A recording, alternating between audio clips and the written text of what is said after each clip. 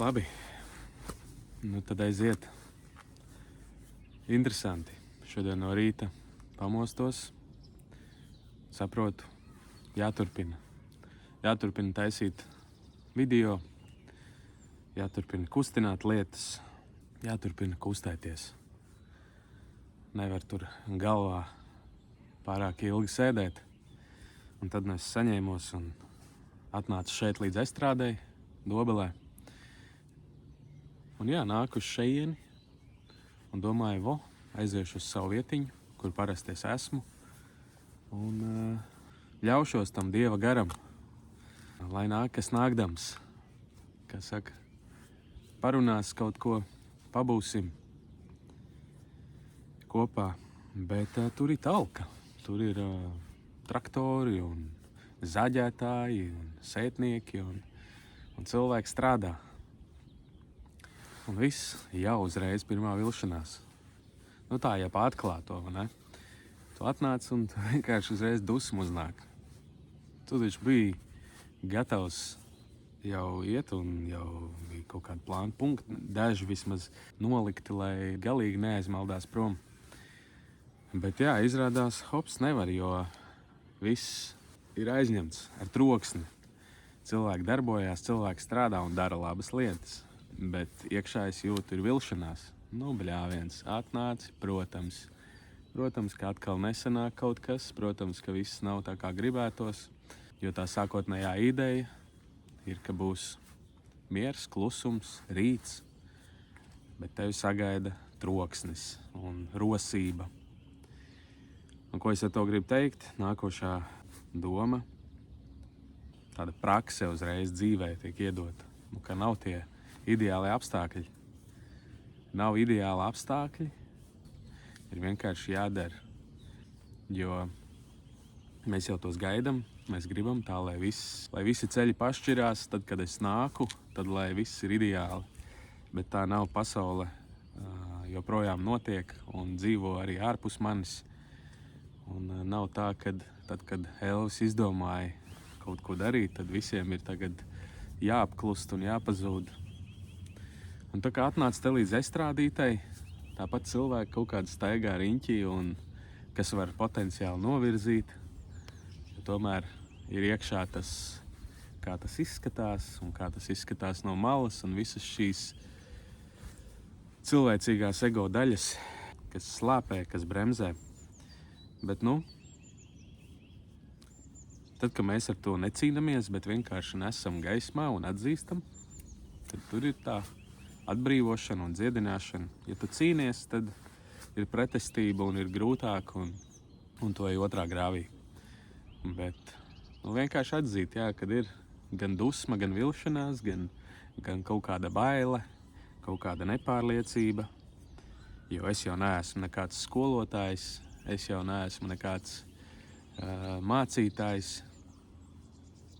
Un tomēr tas neliedz dalīties savā pieredzē, liecināt un vienkārši izmantot šo platformu, lai runātu par šādām tēmām, par šādām lietām. Man tās pietrūkst varbūt, un tad pašam jākustina. Zini, kā citreiz saka, arī atnāc uz baznīcu, uz draudzi, un tad tu redzi visu to, kas tur nav un kas tur pietrūkst. Bet ir tas vecais teiciens, ja tu to redzi, tad ej un dari. Un ja tev kaut kas pietrūkst, tad sāc ar sevi, sāc to vairot. Ja tev pietrūkst mīlestība, tad dod mīlestību citiem. Un tāds paradoks sanāk, bet tas ir tas debesu valstības princips, tie paradoksi viss ir otrādāk un tā tālāk. Tā kā nesēžam, tāpēc mēs neapstājamies, tāpēc mēs turpinam kustināt, darboties, pārāk ilgi nesēdēt galvā. Šodienas tāda pārdoma bija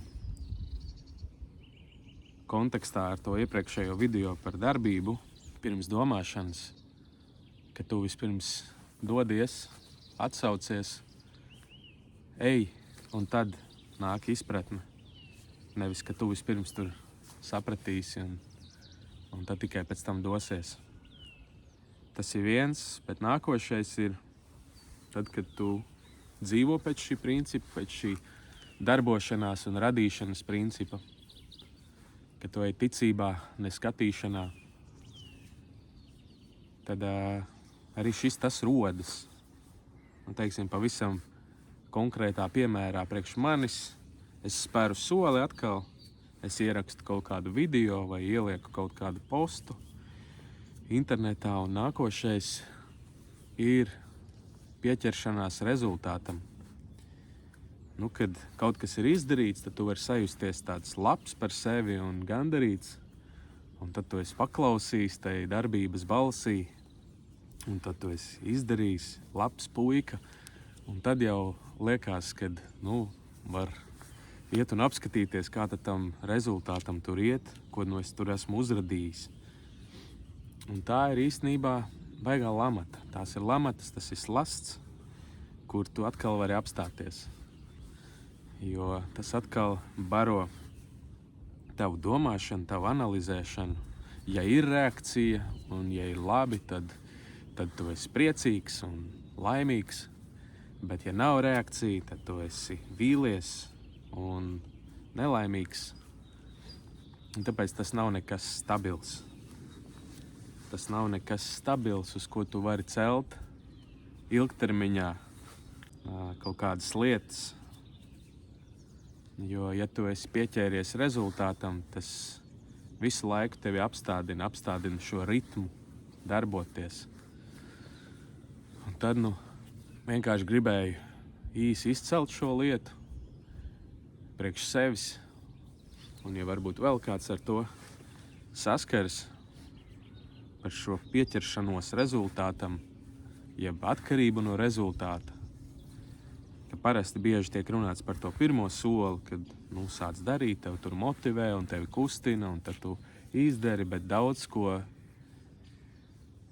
es atkal no sevis varu teikt, es esmu izdarījis, un tad es esmu apstājies. Tas nav ilgtermiņā, neturpinās, jo tu darbojies uz kaut kādu nestabilu pamatu.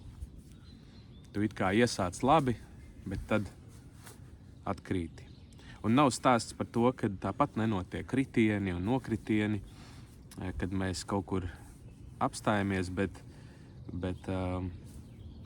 tas ir par to turpini, nepaliec pārāk galvā, pārāk ilgi neanalizē. Nenomētā tagad pats sevi ar akmeņiem un nenormālāko kritiku, cik tu esi slikts, vienkārši celies un atkal ej un dari. Ja kaut kas smagāks, palūdz piedošanu, izlīdzina attiecības, lai kas tas būtu, galvenais, lai tevi nesaista, lai tu vari iet tālāk un darboties. Un tad ir šī nākošā lieta, šī nepieķeršanās rezultātam, kas ir baigi grūti. Ir tiešām, lai ko tu zinātu, lai cik daudz tu zinātu, lai cik gudras lietas tu runātu, lai cik skaistus, veidojumus tu varētu radīt, lai kas tas būtu, dziesmas, video, mājas celtu vai, jebkas, kur ir tāds, to es izdarīju. Lai cik tas būtu labs, tu nevari tam pieķerties, jo pieķeršanās visu šo te darbību iznīcina.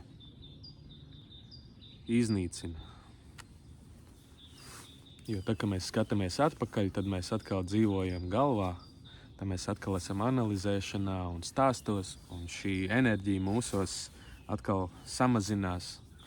Viss aiziet atkal uz galvu, un mēs paliekam atdalītāki no realitātes, no dzīves. Un gribās paskatīties uz sevi no malas. Tas arī ir tāds kaut kāds ego mehānisms, kā tas darbojās. Gribās patīksmināties, paskatīties, pāanalizēt. Un tad gribās arī redzēt to reakciju. Gribās dzirdēt apstiprinājumu, kaut kādus komentārus, laikus. To visu gribās priekš tā ego. Un tur arī mēs krītam, un tāpēc nav īsti arī stāsts par to, tagad ir jānogalina šis ego vai jāiznīcina šīs lietas vai jācīnās pret tām, jo tās visas cīņas tikai dod spēku tam. bet reāli to atzīt nekas jauns. Reāli to atzīt un iet uz priekšu, neskatoties uz to. Un tāpēc arī šis video, jo gribās redzēt, paskatīties visu to dienu, kad tu esi kaut ko uztaisījis vai ielicis, tu tā kā esi ar vienu smadzeņu daļu, tu esi ar savu uzmanību kaut kur citur, tu jau domā, kā būs. Un tas ir cilvēcīgi, bet ir jāmācās atgriezties darbībā. Un tad, kad nāk šis impulss, uzreiz viņu nebarot, bet vienkārši ne tagad. Varbūt vēlāk, bet ne tagad. Un tad tu vienkārši atkal ej darbībā. Atkal ej un dari kaut kādas lietas. Nesāc sēdēt telefonā vai scrollēt vai kaut ko, bet vienkārši ej atpakaļ darbībā, kaut ko dari, ej staigā, parunājies ar kādiem, lai tas norimst, jo tas impulss pazūd, un tad atkal tu esi brīvs, ienāk vieglums, un nav tā, ka tev visu laiku ir jāsēž un jādomā par to, kādie iet manis radītajam kaut kam, kāda diez būs reakcija un tā tālāk. Un kas ir vēl labāk, vienkārši, lai rezultāts nav par mērķi, tu vienkārši turpini darīt. Lai nekad rezultāts nekļūst par mērķi, turpini būt procesā, turpini pieradināt sevi pie darbības, ka tu vienkārši turpini darīt, turpini radīt nākošo, turpini taisīt nākošo. Un kad krītam, tad atkal noslaukam putekļus, ceļamies un ejam tālāk. Tā visa ir daļa no dzīves. Arī pieminēšu, ko Jēzus saka par pieķeršanos, jeb skatīšanos atpakaļ. Un tiem aizejot viens uz ceļa viņam sacīja: es tev iešu līdzi, lai kurp tu ietu. Bet Jēzus uz viņu sacīja: lapsām ir alas un putniem apakš debesis līgsdes, bet cilvēka dēlam nav kur nolikt savu galvu. Un es teikšu, tas nav tikai par vietu.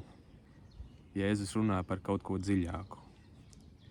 Un uz kādu citu viņš sacīja: nāc man līdzi, bet tas sacīja: atļauj man pa priekšu noiet un apglabāt savu tēvu. Skatiens atpakaļ. Bet Jēzus uz to sacīja: ļauj miroņiem apglabāt savus miroņus, bet tu ej un sludini Dieva valstību. Skarbi, bet arī šeit es ticu, ka ir vēl lielāki dziļumi, kā tikai to, ko mēs burtiski varam izlasīt. Un atkal kāds cits teica: kungs, es tev iešu līdzi, bet atļauj man pa priekšu atvadīties no tiem, kas ir manā mājā.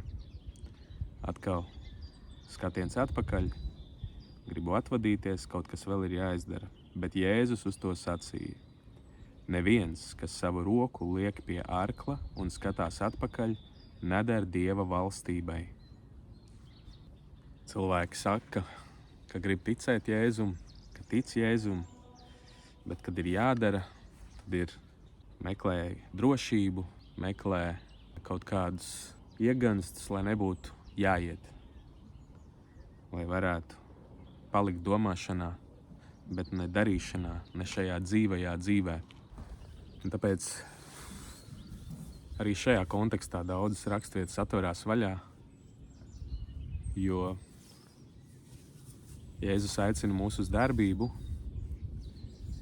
uz dzīvi, nevis tikai teoloģiski kaut kādu pareizu dzīvi, kā mēs varētu ar galvas zināšanām sev piepildīt un tad iet un debatēt un atspēkot citus cilvēkus, citas reliģijas, ticīgos, neticīgos, citas konfesijas, karot un pierādīt un barot savu garīgo ego, vai reāli dzīvot, sekot Jēzum un ejot ar viņu vienā solī, un tad ļaujot izpratnē veidoties no pieredzes, un tad arī raksti atverās citā gaismā. Tā kā tādas ir šīs dienas pārdomas, un es gribu pajautāt tev, kā tu tiec galā ar šo pieķeršanos rezultātam, Ja gribi, var iekomentēt vai vienkārši padomāt pats priekš sevis, lai tev forša diena.